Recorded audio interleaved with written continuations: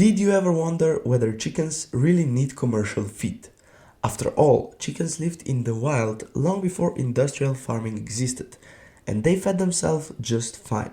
So how did we reach a point where even if chickens are on pasture, we still assume that they must be fed commercial feed? Is there actually a way to replace it? That's exactly what we're going to look at today. Welcome to another episode of Riding and talking about how we can improve agriculture using regenerative farming. To understand why pasture alone usually isn't enough, we first need to understand what chickens actually need. Chickens require foods that give them sufficient amount of energy, protein, fat and calcium. This applies to both meat birds and laying hens. However, the system I'm showing you today is optimized specifically for maximum egg production. Laying hens also require specific amino acids, which are difficult to find in sufficient quantities in most natural environments. Whether we realize it or not, commercial chicken feed is carefully formulated to include all of these nutrients in precise ratios. That's why it's very hard to outperform commercial feed using pasture alone. But as always, there is another way. Before we go further, a fair question is, why would you even want to replace commercial feed if it's so optimized? There are two main reasons. First, costs. Feed is one of the largest ongoing expenses in poultry production. Second, health. Just like with human food, artificially added amino acids, fats and protein sources are efficient but not necessarily optimal for long-term health. With a land-based system, chickens tend to be healthier, more resilient and live significantly longer. But before we design the system, we need clear goals. It must be time efficient, it must be scalable not just for homesteads, but also for larger farms, and we do not want to sacrifice chicken health for output. The goal here is not hobby farming, the goal is a system that can realistically compete with conventional methods. Now, this system only works if chickens are on pasture. The pasture can be open grassland, orchards, vineyards, whatever. In orchards and vineyards, chickens gain extra benefits.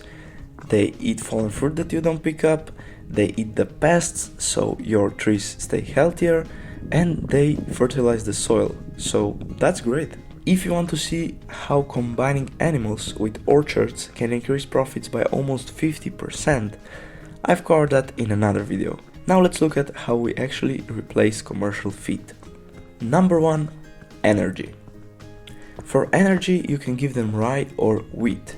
Rye is my first choice because it grows faster, matures 2 to 4 weeks earlier than wheat, and is more cold resistant. Wheat also works, but rye is generally more reliable. This provides chickens with the energy that they need to function properly.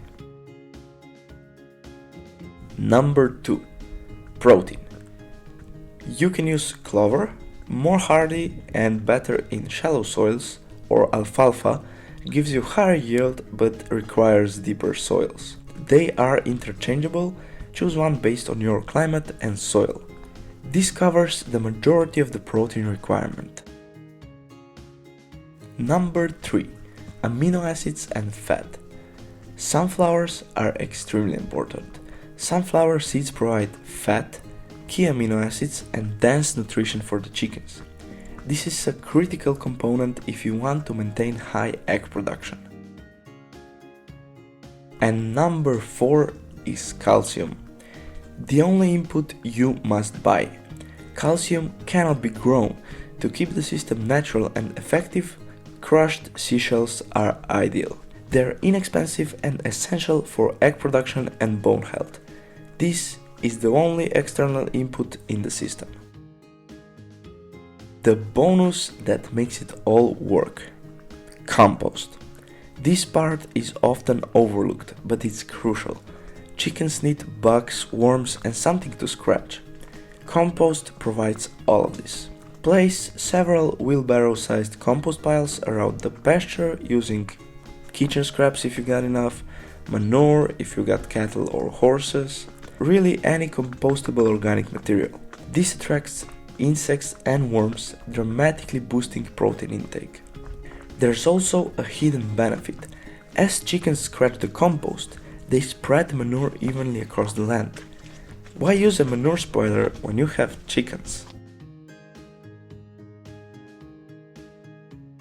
Now let's put this theory into practice.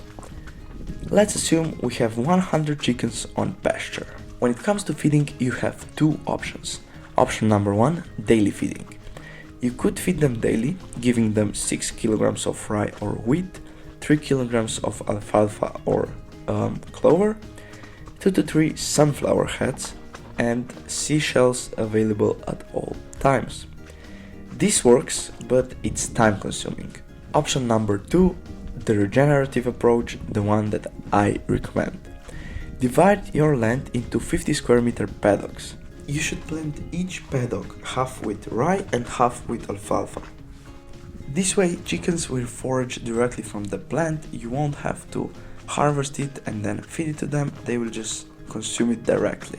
Alfalfa will regrow naturally, rye will have to be replanted yearly. Now each day when you're collecting eggs, you simply give them 3 dry sunflower heads. You will have to rotate chickens every 3 days, so for 100 chickens you'll need about 2 hectares. Now after you move chickens out of the paddock, place 3 compost piles there, so when they return, the area is rich in worms and bugs and all the goodies they need.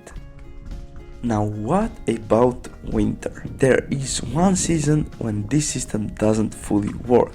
Winter. Now in winter you simply feed them as you normally would. You give them about 8 kilograms of rye per day, 1.5 kilogram of sunflower seeds and 3 kilograms of alfalfa.